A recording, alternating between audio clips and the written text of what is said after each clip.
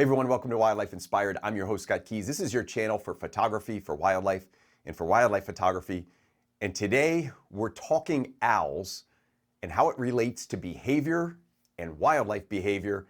I've got a very specific example. I think you're going to enjoy this very short video. Most importantly, I want your thoughts on it right after this.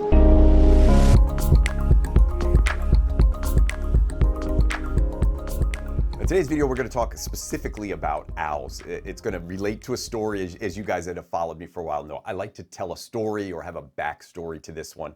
I'll share that story with you in just a minute. A lot of thoughts about owls. In fact, I had so many thoughts. I was going to make a video just about owls, and I didn't know where to go with the video. I kept scratching down ideas, and the list got longer, and I had all these thoughts. And then I saw something else happen. I thought, okay, let me just break this down into a couple separate videos. This one's going to be about wildlife behavior. It's going to talk a little bit about the relationship with humans and their wild subjects, in this case with an owl. And I'll give you this backstory. So this year, 2024, 2025, there was an eruption of owls. And this happens periodically with different species. I can remember even in my area in Pennsylvania, we had an eruption of snowy owls in 2014. They were along the New Jersey shore, New England. We had a lot of owls. And this happens just the way populations build. Their prey is very abundant, so they can reproduce. They can create large broods that survive, and then those broods move out, and you get these eruption years. Well, the same thing happened this year with great gray owls, and you see it in Canada, and in the United States, you see it a lot in northern Minnesota. So you see a lot of pictures being posted this time of year. In fact, I had friends that once they saw the images coming out, and almost, I want to say like how easy it was to find these sometimes very elusive subjects. They just dropped what they were doing, and they took a few days and they went up to Minnesota or to Canada to capture these owls for themselves. And I get it. I have this running joke on some of my social media accounts that I'm not an owl guy. And I sometimes poke lighthearted fun at this fascination, almost like this obsession that certain people have with owls. Now, I want to make this clear. I get it. Owls are pretty amazing species. They're wonderful to observe. They're kind of like mystical almost. They're just really incredible species. So I understand the behavior or the desire to see owls, to photograph them, to experience them. I kind of, sometimes I get like turned off by the popular movement, and I go the other way. And in this case, sometimes I refer to myself as more of a sparrow guy than an owl guy. But I understand it. I also would love to see a great gray owl. I mean, there's no doubt about that. I would love to have an intimate setting and photograph one. You guys that know me know I'm not a huge crowd photographer. I don't really like photographing around a lot of people. And even though in wildlife we all do that at some point, I would much rather have an intimate experience with either a small group or one or two people, or just myself would be probably the most ideal situation. Now we get to this backstory. Why am I talking about owls? What does this have to do with this video? A couple images shared, and I got to put the caveat out there because I don't want to forget to say this. What I'm going to talk about may kind of breach some ethical situations. The images had nothing to do with me saying the people in these images were doing anything unethical. So something like baiting an owl is a pretty commonly, I'm going to use the term unethical. I don't always like to throw that ethical term around there. Sometimes we use that as a weapon. Not comfortable for me. So baiting owls is not comfortable. It doesn't sit right with me. It doesn't feel right. I like to use that term a lot, things that just don't feel right. So baiting owls doesn't feel right. The groups that shared some images of owls, very, very close. I do not think they were baiting an owl to get the images or to share these. So let me put that out there. So if you know the images I'm talking about, if you've seen some of this, don't worry, I'm not talking about you. You happen to just be part of the image that led me to think. So the first image I saw was an owl landing on somebody's camera. Now I've seen that image before, by the way. A friend of mine got an image like that years ago. And it's really cool. It kind of creates this viralness, a wildlife interacting with a human, and those moments can seem really neat. I think maybe more often to people that are just casual wildlife observers or just family and friends. I go, wow, how cool is this? I look at it differently. As soon as I see that, I'm cynical by nature. I tend to see what's wrong before I see what's right. Now that personally has some challenges for me. I have to develop really good relationships with people so that they understand my brain. It's just the way I think. I see something, I critique what's wrong. I also think, by the way, it makes me what's pretty good at evaluating pictures and critiquing people's images. I do that over on my Patreon site. People will send me images sometimes and say like, hey, I think this is pretty good. And I'm just thinking like everything that's wrong. I do this with my own images, by the way. So I just, that's my nature. So I see this image, owl landing on camera, and I'm starting to think like, this doesn't feel right. I knew the people in the image, I knew at least one of them. I knew this wasn't like a baited situation. I knew they weren't putting out food for this owl, but it didn't feel natural. But I thought, listen, I don't know great gray owls. I've never even seen one. I've read a lot about them. I try to read a lot about wildlife, but I've never seen one, so I can't speak firsthand. Like, is this the behavior of a great gray owl?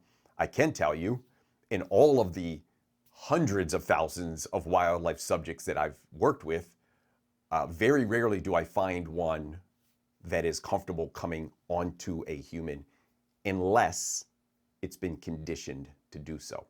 So there are subjects that are very comfortable with human. Nuthatches do it. Certain jay species of birds do it. I've seen squirrels and elk. I did a video on some of this about being the animal whisperer and how that's not always a good thing. You're going to hear, if you watch that video, you'll hear a lot of repetitive themes in this Quick Thoughts video as well. So that's one image. And then maybe a week later, I'm on Facebook and I see the same image. The algorithm obviously knows I like wildlife, so it pushes me these images. And what got me wasn't just the image. Again, another great gray owl. I don't know if it's the same one, possibly, but there's a lot of great gray owls out this year, so maybe not. But the comment was, I was part of that group and it landed on us 3 times. And now my alarm is off. And I'm thinking, no.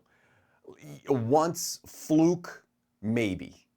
3 times in a day, the same owl landing on the same group of people, something's not right. Now, again, I'm not saying that that group was feeding the owl. I'm not saying they were providing food, but clearly that owl had an unnatural relationship with people. This is my opinion. Again, I'm not an expert on owls. You let me know if you're a great gray owl expert and somehow they like to jump on your shoulder and jump on your camera out of curiosity, let me know. My guess is that at some point, one of 2 things happened. Either that owl got so comfortable with groups of people, meaning they're always there, and there could be like food in the bag or just something that attracted the owl. Could be sounds or calls used. I'm not saying that happened in that instant, but what I am saying is maybe in the past that owl got conditioned to people that way. It is also, my guess, probability makes me think that that owl could have been baited at some point. So now it sees humans. If you guys ever go to a wild duck, I mean a truly like wild duck, try walking up to the edge of a lake and see what happens. There is 0 chance a wild duck is walking up to you to check you out. Some are more curious than others. Go to a pond where they feed the ducks and watch what happens when you walk up to the edge of the pond. They all come to you. They see a human as, hey, here's meal ticket. You guys that put feeders out in your yard, you know this to be the case. You know that the birds will sometimes see you and start to gather because they know you're putting food out. I've even seen friends share these funny stories about the birds coming up to the window and like knocking like, hey, it's mealtime and there's no food out here. So that happens. Birds, animals in general can become habituated. They can become used to being around humans, and sometimes they see humans as good. I'll make this point. I've made it in other videos. I rarely see an instance where humans benefit wildlife. Now, I'm not saying it doesn't happen. There are certainly people who do like rehab work, monitor work. They do studies, and it's all this important work they do normally around like citizen science or scientific endeavors or rehabilitation endeavors. So humans certainly can benefit wildlife. However, normally when an animal gets used to people or sees people as good, it's not always positive. I'm gonna give you a couple things to think about in this video. So if you're a newer photographer and you just want some opinions around this, these are my thoughts. And again, these are opinions. So if you don't agree with the opinion, feel free down in the comment. You know me. I try to have a very civil conversation down in the comments. If you don't agree with me, that's fine. You can go down there and politely state your opinion. My belief is that when things become used to humans, it puts them more often in danger than it doesn't. The best reaction that I think for wildlife's own self-preservation is to be scared of humans. We have seen, and over the last couple of weeks, I don't want to get too far off track here. There were some horrific videos that I saw of humans literally abusing wildlife. If you've never seen the one in Pennsylvania where people just running over a fox with a snowmobile, it's just like tragic and heartbreaking and tough to watch. When wildlife gets comfortable coming to humans, bad things normally happen. And for me, the biggest one is normally putting them near roads. So where are we shooting? I'm going to use the example of great gray owls or any owl, but where are we generally shooting them? A lot of the times we're pulling our car off to the side of the road and we're walking 5 or 10 feet off because the animal or the bird or the subject is right there. And if that animal starts to come near the road, it's not good.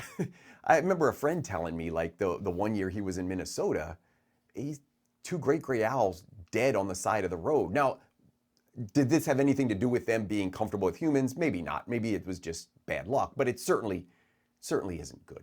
So those are some of my thoughts just around like human interaction with animals, animals becoming comfortable. When you see images like that, I know you want to celebrate and cheer it and say like how cool that is.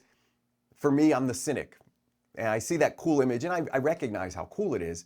And that cynical part of me right away is saying like, is that the best thing for the animal?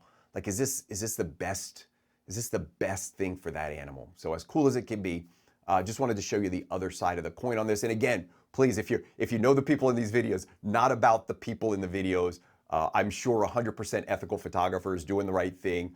What I am saying is the fact that the animal is responding to a human, whoever it is, just makes me personally a little uncomfortable. And I'm wondering, did that make sense? Do you feel the same way about that? Let me know down in the comments. Again, real quick thoughts video today for you, kind of free form thinking on this one. I'm going to have some more owl videos coming up, some of these quick thoughts videos around different types of owls, sensitivities to them, some things to consider if you're photographing owls. So more content on owls from, admittedly, not an owl guy. But I hope you found this video interesting. Let me know down in the comments. If you're not subscribed to the channel, you got to be subscribed. So hit the subscribe button, hit the bell for notifications. It'll let you know when I have a new video out, as well as the like button, and that will help push this video out to like-minded individuals. As always, thanks for tuning in to this one, and I hope we can continue to find inspiration in wildlife together.